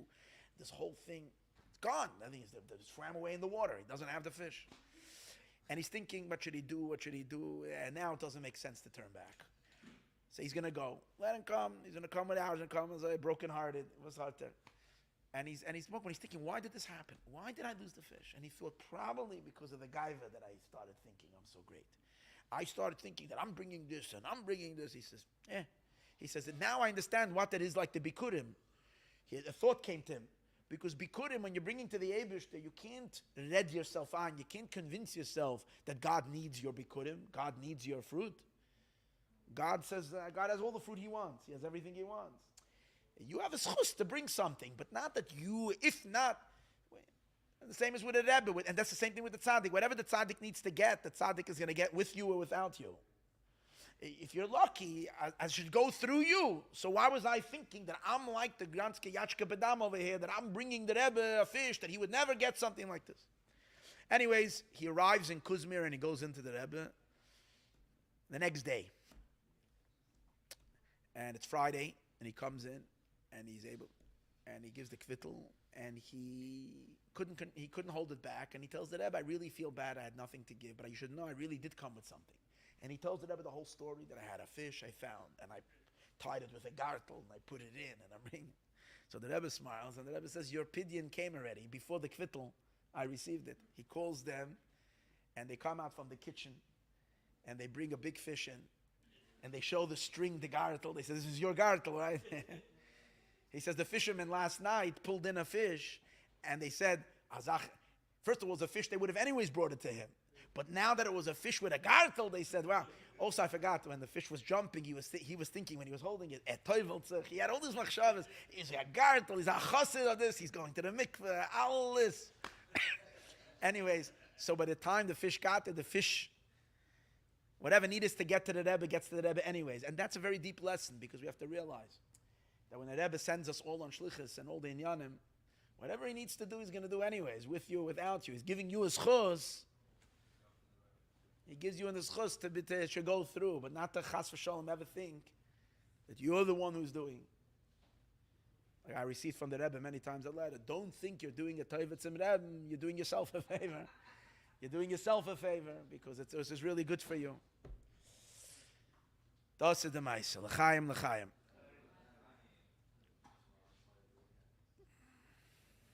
I'm still going to tell you a Baditcheva story before we get to the Rebzusha story, but okay, we're going to get there. Yes. L'chaim.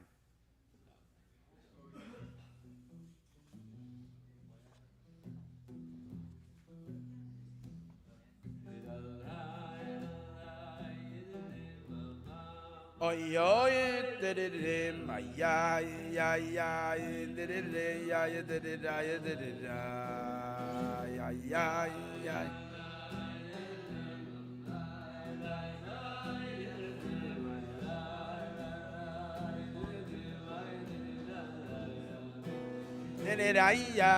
ay ay dididim ay ay ay dididim ay ay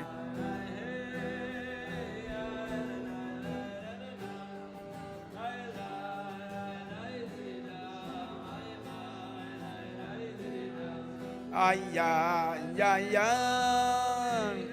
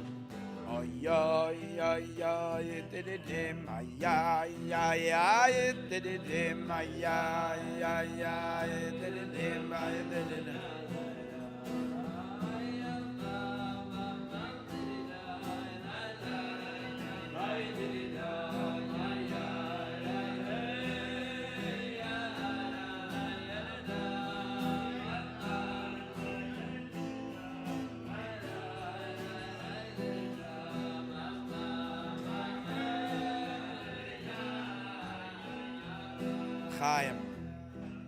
Is there any water? Chaim, Chaim. So there were once two Chassidim from a different Rebbe. They were passing by his town. Thank you. They came to Kuzmir, and one of them said, "I heard there's a Rebbe over here. Let's go in to see him." And the other one said, Beselenin, it's not our Rebbe, so better we should learn a little Gemara. We have time now. They had an hour, they had some extra time over this. He said we should learn, he said we should go see the Rebbe. So they took out a Gemara, and I guess they weren't Chavrusas learning a certain Masechta. They randomly took a Gemara and opened up a page and said they're going to learn. They opened up the daf to Masechtas Chagiga daf Hey. Masechtas Chagiga tells a story that Rebbe and Reb Chia, Rabbeinu HaKadosh and Reb Chia, were once going on the road, and they came to a certain town. So they asked the people, is there a Talmud Chacham here? Is there a Torah scholar here that we would like to go see him? So the people said, yeah, there is a Torah scholar here, but he's blind. So Reb Chia says to Rebbe, he says, you sit here, you shouldn't be mezalzel, you're the nasi. So it's not fitting for you to go visit someone. Adarabba, people should go to you. You're the nasi, you stay here. I'm going to go see this Talmud Chacham. But Rebbe grabbed onto him, and Rebbe said, I'm going with you. And they went together. When they left this individual, the person said to them, you and Makabel Panim, you came to see someone who is seen but can't see. He was thanking them. He gave them a bracha. He said, you came to see someone who is seen but can't see. You should be Zoichet to be Makabel Panim, the one who sees but can't be seen. They gave him a bracha to be able to be Zoichet to see the Eibishter, to see. That was the Gemara relates. So these two they were just talking about, they came to town. They were talking, and this guy said, let's learn Gemara instead of going to the Rebbe. They said, we're in the town, should we go see? And they opened this Gemara, so they kind of was like an Igris story, you know? It was like, oh, come on, it's basically saying you should go. So they went. As soon as they walk into his room, he turns to them and he says, "Etz Kent's Epis Len." You know how to learn something. They were quiet. He said, "Velech ich fragen a Shaila and a Shtickl Gemara." Let me ask you a Shaila and a piece of Gemara. And he opens up Gemara Chagiga Daf Hey, and he tells them the Gemara. And he says, what does this mean when he said, you were zoichet to see someone, to be makabel panim, someone who is seen but can't see, you should be zoichet. He says, and what does that for shaykhs to their visit? They came to me, who is zoichet, you should see. So he said like this, es is doch Hasidim, was fahren zu a Rebbe, there are Hasidim who go, he said, it's actually the words he's used in Yiddish. He says, doch Hasidim, was fahren zu a Rebbe, there's Hasidim who go to a Rebbe, was is nire, he could be seen. What does that mean? The world thinks he's a big tzaddik. He's a nire. The Welt sees him as a tzaddik. But karoya is a nisht, but he's not someone who sees. That means, you picked the wrong guy. He's whatever, but he doesn't. Aber was sind the Chassidim schuldig? Zeher kavanah is doch ehrlich. What's the Chassidim's fault? They're looking to be a Chassid b'amadim, so it's not their fault. Is men mazmin from Himmel, so they from heaven they orchestrate. As they sollen kommen zu a Rebbe, they should come to a Rebbe, was is a Roye, which sees everything, aber nicht nere by the Welt, but the world doesn't see him. In other words, a smaller, not that known, but yet is the real deal, who sees but is not seen. This is what he told them. Famous story. Das ist pshat atem zechisim, and then he said, "Forts Yidden l'chaim l'shalom." He sent them off l'chaim l'shalom, but he gave them a little something. Yes. And then one time, someone was by his tish, also not his chassid. And in the middle of the tish, he's thinking, it's not the same like by my Rebbe. So he right away says, the Gemara says, the Rebbe says, Hamaharer achar Rabbi. If someone thinks after his Rebbe, he says, what's the meaning of it? The meaning is that he thinks that someone else is his Rebbe. Hamaharer, he's thinking, achar Rabbi, that his Rebbe is someone else. So the guy was taken aback. He knew that he's reading his thoughts. So then he's thinking, maybe he means someone else, not me, or maybe he's thinking maybe. So he says, and he continues. So he says, and he says, and another meaning in Hamaharer Achar Rabbi means he thinks that his Rebbe means Acher, it means someone else, it means not him. So by this time, he didn't try anymore. He didn't try. He didn't make any more attempts. Wait. There were 3 stories in my head that I had to tell right now. 3 stories. This was one. This was another. And I'm going to get to the Rbbi Yitzchak Obadichev in a minute. We're going to get to that. One time, this is the Geschmack Maisa. One time in the middle of the night, two Yidden came to Kuzmir, and it was light, and everything was already shut down. They didn't know where to stay, and they saw light, so they knocked on the door. It was the Rebbe's house. They didn't know anything. So a Yid opens up the door, he invites them in. And he had guests, so he was giving them, he was feeding them, and he put up the food for them. He was making a whole meal for them in the kitchen and everything. Okay, then they went to sleep. But his mishamis, the Rebbe's mishamis, he looks and peeks in the other room. He sees the Rebbe's busy in the kitchen. He's putting out the coffee pot, and he has the this, and he has the this, and he's cooking some potatoes. So he was afraid to mess, because he knew that the Rebbe gets visits of neshamas at night. So he said, probably these are souls that came, neshamas, who came to ask for a tikkun and whatever. There was a noise, so he couldn't sleep much. And in the morning, these chavre got sent. They left, or right when it became day, they left. They didn't come here for it. They didn't have where to stay, so they popped in there. They left. So the Gabbai came to shul the next day. The Shah Gabbai is saying, last night was a busy night by the Rebbe with neshamas. Neshamas that were coming to the neshamas. The word the Gabbai said was, he said, last night I had a terrible night, he said. I didn't sleep at all because neshamas came to the Rebbe. That's what he said. Neshamas came to the Rebbe. And he himself was meshamish them. That's what he said.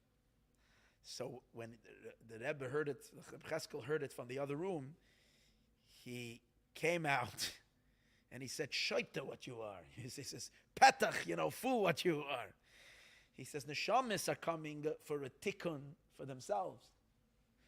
They come for a tikkun for themselves. These people came for a tikkun for me. As ich so kenne tank. I should be able to do achnasas archem. So they came to give me an opportunity for a tikkun. And neshamis come for them for their own tikkun. Shtel tikkun, yeah. But this is a very, very intense story. The Yudah Kaddish had a son. I forgot the name. In a certain town. That town, Nebuch, they broke out a terrible plague. And a lot of people were dying, and people were very, very sick. Rabbi Yechezkel sent a message to his friend, and he said, you have a son. The Yudah Kaddish's son. This is the Rebbe. He said, you have a son. It's dangerous where you are. People are very sick. Please send him to me. I'm going to oversee on him. And I'm taking achrayas on him. So his son, he was 15 and 16 years old, came to Rabbi Yechezkel in Kuzmir. At that time, because there was such a magefa in the whole area, a lot of people were dying, so it was a very busy season by the Kuzmir because a lot of people were coming for brachas. People were coming for brachas.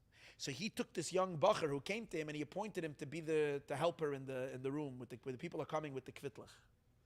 And the way it would work at that time was as follows. He had two tables in front of him. One was on the right side and one was on the left side. And when you gave him a kvittel, he looked at it and he would take the kvittel and he would tell the bacher either to put it on this table or on that table. And everybody knew. If you put it on the right table, it was called the Laban table. That was the living table. And that meant that the person who was going to live. If he put the kvittel, he put the note on the left table, meant that that's it. So someone came up, so it was a woman who came in, and she had lost already 6 of her children. And this was her 7th child.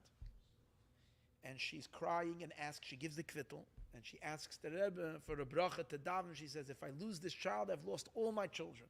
I don't know if they all died now in this plague or at another time, or maybe some of them now. I'm not exactly sure, but she's crying. He looks at the kvittel, and he takes the kvittel and he gives it to this Tzvi Aryeh, this person, and he shows him to put it on the left side. She started crying like a ferlach, because she knew that if he's putting it on the left means. So the boy, this young boy, he had such rachmanis, his heart was going out. So he took the kvittel and he put it on the right side, not on the left side. Okay, I guess he slipped it behind his back and he put it over there. Fine. And then, after all the kvittel, all the people that came in, Rabbi Yechezkel was walking back and forth, and he was like in a deep eslavos and in a deep dveikus. And he goes over to the table and he looks, and then he goes back into walking. And this time he's like mamish, like tzeridit, like on levels that you never saw him. And then he goes back to the table and he looks, and he calls over the bacher and he says, did you mess over here? Did you mess over here? So he admitted. He said, I took one of the ones that you put over here. It says the heart. So he yelled at him and he said, you're lucky, he said, that I told your father that I'm going to take achrayas on you. Anisht, if not for me telling your father that I would take responsibility for you, you would be a gal shel atzamas. You would be a pile of bones. That's what Shimon Bar Yochai said about. You would be a pile of bones. He says, "Was meinst du? I don't have the mercy, the compassion that you have. It's just when I read the thing, I can see who's already after the gezerah and who is before. So this is already, whoever I put on that table is the gezerah. There's nothing that can be done anymore." So he said, "Aber," he says, "Bist du gefort a Rebbe's azun? You're still a Rebbe's son. And if so, you're basically, because you're a Rebbe's son and you did it, you managed to save the kid's life. But generally, no messing."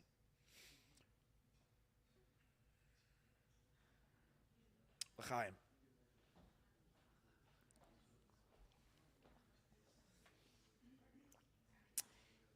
Very geschmack about Rabbi Yechezkel. Just one more thing before we sing a niggin. Very geschmack about Rabbi Yechezkel was that he had these incredible taiches in psukim. Any single thing you asked him was always an answer with a taita, with a pasuk, and they're so sharp, they're so gewaldig. Someone once came to him, and that there's a yid in Warsaw who holds himself or whatever, and if you mess with him or if whatever, he gets upset at you, he gives you a kpeda, and people are scared of his kpedas, of this person. And the person came to him and he said, Rebbe, I messed with whatever, and he got upset at me, and I'm worried for my life or for my...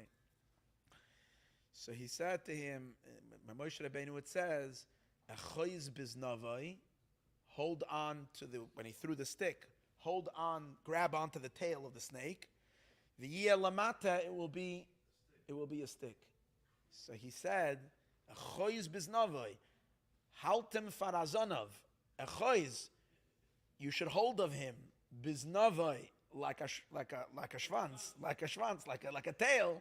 V'yeh lamata, he'll be a stick, he'll be powerless. And then, in other words, if you will see him as a stick, as a garnish, he'll taka be a garnish. Achoiz biznavai. He had so here's a very good. He once on Chanukah, when the Chassidim came and they wanted to see him sing the Chanukah. This story was very short, but just when the Chassidim came and they wanted to see his Chanukah licht, and he closed the door and he didn't let anybody in, and he was alone, and the Chassidim were really upset. So he said to them, the Gemara says, the Gemara says, what's called someone who has pure eyes from seeing bad? That's a person who doesn't look at the women when they're doing the laundry. When the women would do the laundry, they would roll up their sleeves. So it's a little bit of a different world that we're living over here. We're living on the Rbbi over here with when we were living before the internet and before the Facebook world and before all this. So the biggest problem you can have is to walk by when the women were doing the laundry. Today's days, the guys would say, "Peh, first day," but these were the Yetzer Hara then. So the Getayda Naiman. But he touched like this. He says the women, these are the neshamas, because the neshamas are called women. Actually, haneshama is gematria nashim. And when the nashim are doing laundry means when neshamas are washing themselves in tears, they're laundrying themselves, they're cleaning themselves, they're washing themselves mitreden, faden nebishten, is nicht shein zu gucken. He was explaining why he closed the door. When neshamas are washing themselves in front of Hashem, cleaning themselves in front of the Eibishter with tears, it's not nice to look at them. He's referring to himself. As when neshamas is doing the laundry, he was very makpid. In general, he didn't like frumkeiten. But Pesach, here's where I find a lot of Lubavitch parallels. Very interesting. Number one, there was a person who came to him once, and he was ill, and he needed a bracha, and he told him that he should eat before davening. He asked to eat before davening. 6 months later, the guy came back and he says, "I've been eating before davening," and so he was thinking a little, and he says, "So when you ate before davening, you gave a krechts, right?" He says, "Yeah." He says, "Nish good. You have to do it b'simcha." You have to do it. The Rebbe Shab said you have to do it b'simcha. So there it says you have to eat before davening. You'll do it b'simcha. You're gonna be okay. The other thing that I saw, the parallels. I saw a few parallels. So on Pesach he had crazy chumras. He says, "Ich hab nicht lieb the frumer. I don't like the frumer, but I set him aside only for Pesach."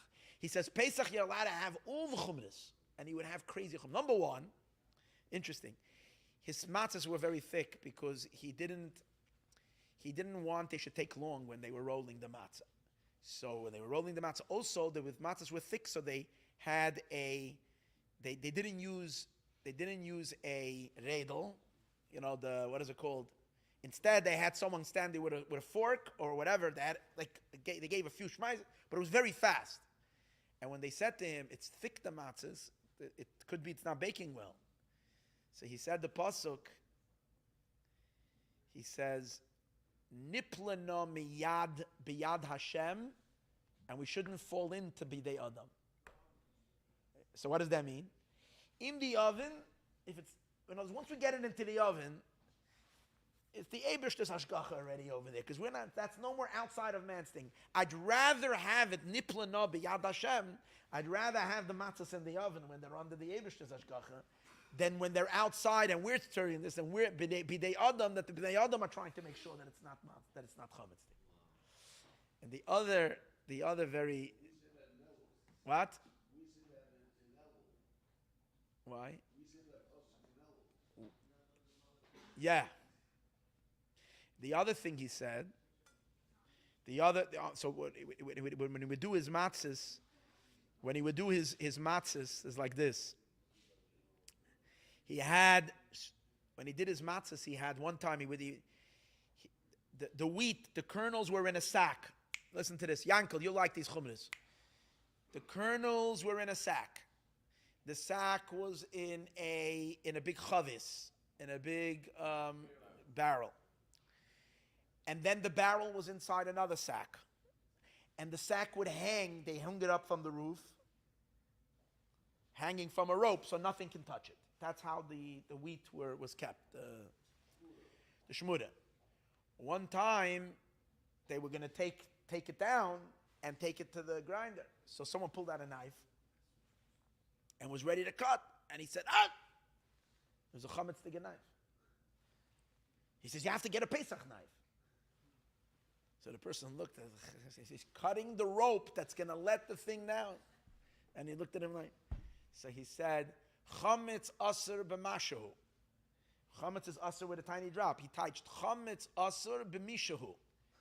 That the chametz is aser b'mishu, every person according to who he is. So a tzaddik who's very high level needs to have chumras like crazy.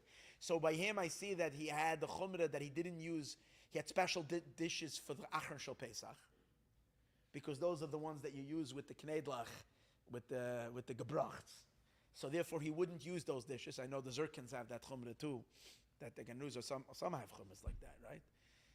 Chumras of Pesach, but this was the chumras. And then the other thing was what he said at that time.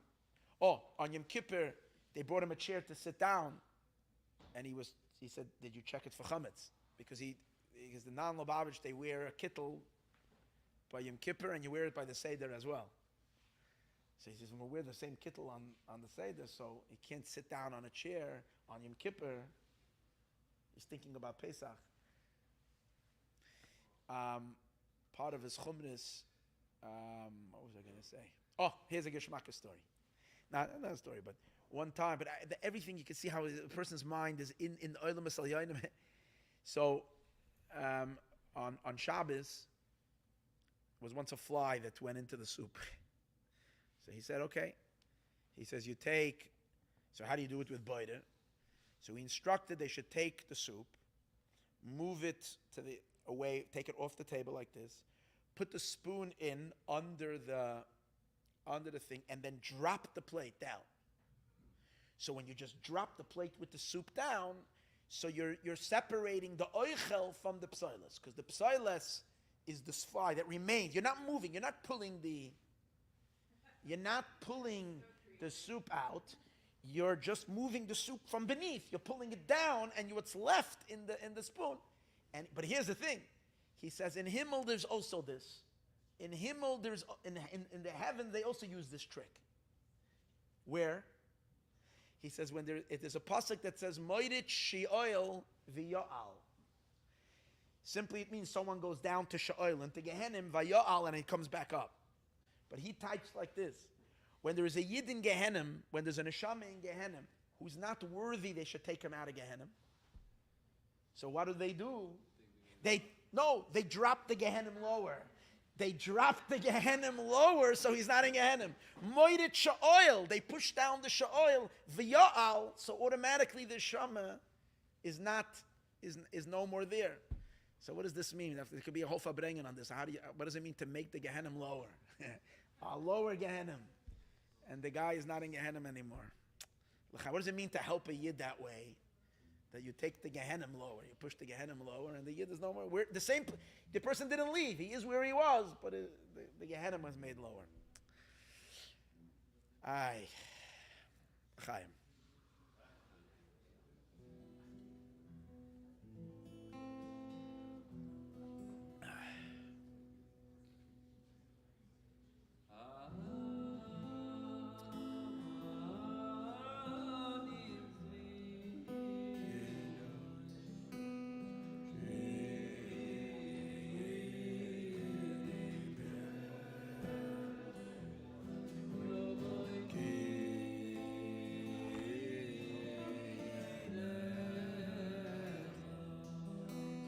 Nafshi tzadonim.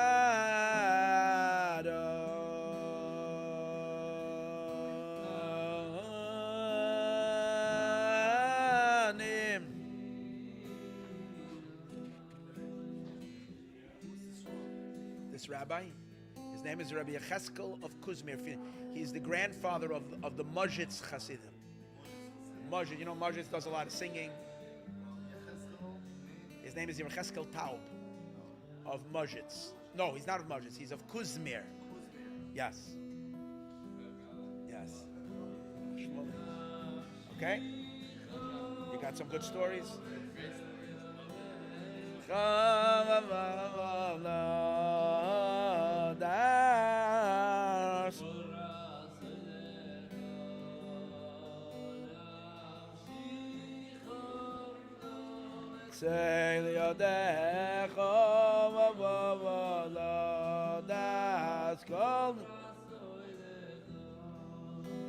Where's Shmuley? Where's Shmuel? He left already, Shmuel.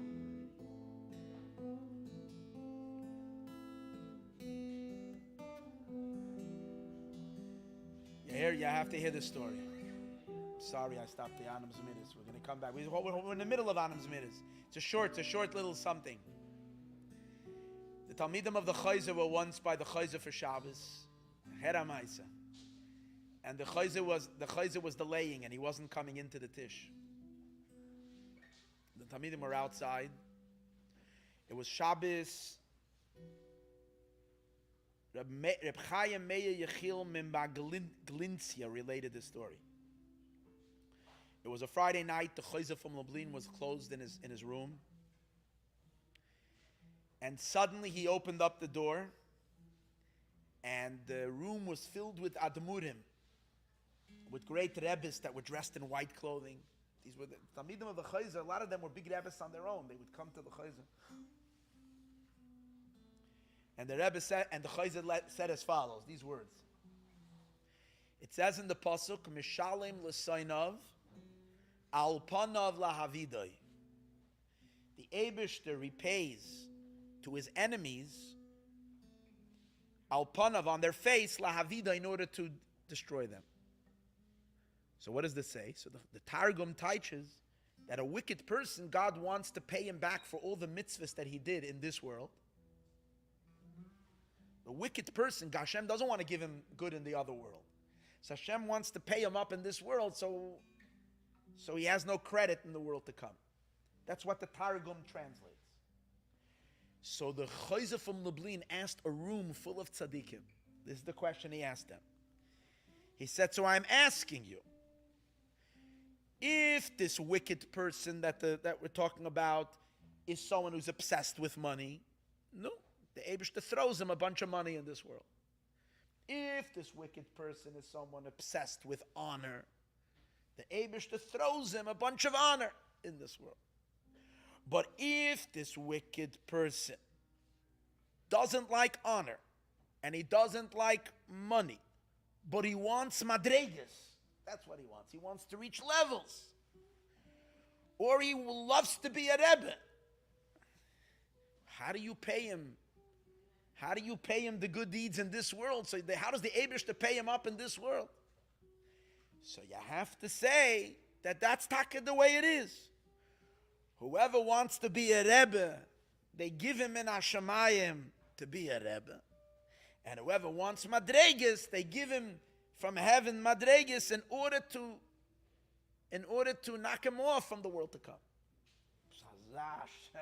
And then the Chayzer went and closed the door, and he was back in his room, and he threw everybody for a spin. So the people didn't even get a chance to come to themselves, and the Chayzer walked out to the Tish. So they were there. After the Tish, there was a Fabrengen. No one was going home. It was like after Chav Ches Nisan. And no one was going home. So they were sitting there. And they were trying to figure, each one was saying that Rebbe meant to me. So they were arguing. Each one was saying, he meant to me, and it was a villain, and someone was looking for that. And the Rabbi Yechezkel of Kuzmir that was there said like this. He said, if I would know that the Rebbe meant to me, I wouldn't have such agmas nefesh. Why? It wouldn't bother me that much. Because there's still hope, you can still do tshuva. And the Eibishter, with his great mercy, will be meichel me. He says, but this is what hurts me very deeply. If the kavanah of the Rebbe was not on me, is the chsimen that there's someone in the world that is lower than me. And woe to me, woe to the generation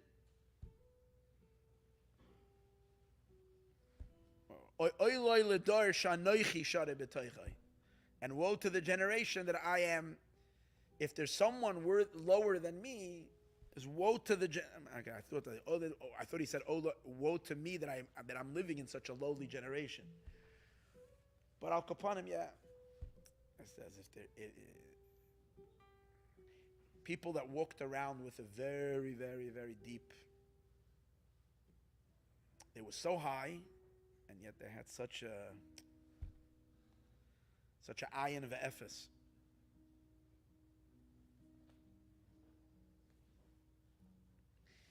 Yeah. He was once by the Chayzer from Lublin, and they brought him a plate of soup, and there had 2 spoons in it. And the Chayzer Lublin said to him, Yechezkel, esnish, don't eat. Wait, someone is going to come eat with you. And someone else walked in, and he ate with him. And he said like this, I knew that the person who's eating with me is Eliyahu Hanavi. I knew the Rebbe knows that the person who's eating with me is Eliyahu Hanavi. What I don't know, if the Rebbe knew that I knew that I'm eating with Eliyahu Hanavi. That I don't know, if the Rebbe knew that I knew that I'm eating with Eliyahu.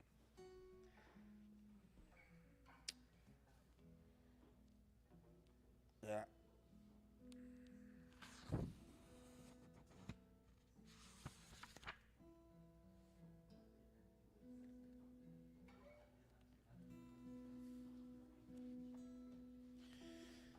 I thought I was going to tell a story with the Barditchever, and this is a Geshmaka story. This is a story that Rabbi Yechezkel of Kuzmir was once on the yard site of the Barditchever, and he was feeding a Suda in honor of the yard site of the Barditchever. Was in a certain town, and he asked if there's anybody over here who knew the Barditchever. And there was an old Yid, 95 years old.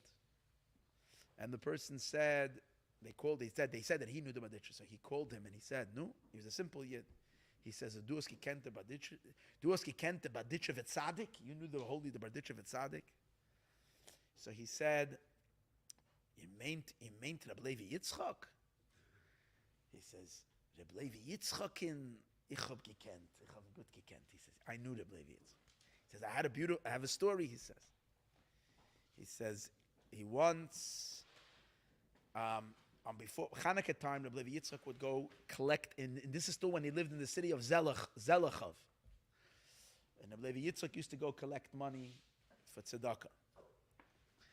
And he came in the towns around. He came to my town, And he knocked on my door. I let him in, and I gave him money, and he was ready to leave. And it was a winter, and it was dark, and he realized it would be too dangerous to leave now. It would be told to go. And he asked me if he can stay in my house overnight. So I said, I have no problem. I just don't have any room. I don't have a bed. So he says to the Rebbe Yitzchak, the will schlafen in one bed with me, kannst du bleiben da. But tonight he says, I can't sleep by the wall. So you have to sleep in the inside. I'm sleeping on the outside. Very simply. I can't sleep by the wall. He says, du schlafen von draußen, ich schlafen von innen. You'll sleep from inside. I'm sleeping. Fine. He says, we went to bed. And as soon as I fell asleep, he got up. And I noticed that he got up. And he's walking back and forth, back and forth. He was bosoming the whole night. He was bosoming back and forth all night. And I couldn't sleep from his bosoming the whole night. Finally in the morning, he left. He says, years later, I had problems with the Putts that he rented something. I don't know what it was, his house or something he would rent from the Putts. And when he came to the Putts yelled at him that he's kicking him out, and he's gonna rent out the place to someone else because he didn't pay up his rent, and he also owes him a certain amount of money, a considerable amount of money that he has to pay him, and he didn't pay him. You owe me money. So didn't know what to do, and he remembered that Rebbe Yitzchak is a tzaddik, and he remembered I did a favor for him. I let him sleep in my house that night, and he didn't let me sleep all night. I'm going to go to ask for a bracha, or ask him what to do. So I went to Rebbe Yitzchak, and I asked him. So he asked me, do I have paper? So I gave him paper. And he went into the room. There was a room, and the door was open so I can see. It was a dark room. He comes out after 15 minutes, and he gives me the paper. But he didn't give it to me, paper. He folded it in a nice thing, and he put it in an envelope, and he gave it to me. He folded it up, and he told me I should take it to the pirates and give him this letter. So I took it, and then as I'm walking, I'm thinking to myself, it was a dark room, and I also don't know that he had any quill and any ink over there. What did he write? He couldn't have written anything. He didn't have anything. So I was curious. So I open up the letter, and I see it's a plain white, empty paper folded up. So I thought to myself, crazy. If I go to the pirates and I give him this, he's going to grab his pistol. He's going to shoot me right there and there. I got scared. But then I said, if the tzaddik is a tzaddik, and he probably knew what he's doing, if he told me to do it. So I overpowered all my fears, and against my fears, with my amunah and the tzaddik, I went. I handed him the paper, takes the paper, and he's reading. He's reading. He hands it, he puts it down, and he says, you know, all the renters, all the people, they're all crooks. So why do I need to go and give to a new crook this and that? I might as well leave it by you. You know what? I'll be meichel you the money I'm forgiving you what you owe me, but from now on, you better pay on time. Okay. He says, I couldn't believe it. I went back. I ran to my house, and I put together butter and stuff to go give the tzaddik something as a gift for what he's done for me. As I come to the Braditchever, Rebbe Yitzchak, he's standing outside waiting for me. And I told him, it's gewaldig, it was beautiful. So he asked me, tell me the truth, did you look at the letter? He says, yes, I did. And that's actually what makes it so cool. And Rebbe said, oi, he said, oi. He said, what a fool. Had you not looked at it, he would have given you the in for you, or the giving you it away. He would have given it rotten for you, for your children, for your grandchildren. You would have gotten the house. Now you can pay your rent. That was the story that the person told Rabbi Yechezkel by the Tishtan that he himself had. L'chaim. All right, everyone. Everyone, please remember to bench, Madav benchen, and L'chaim, and only brachas.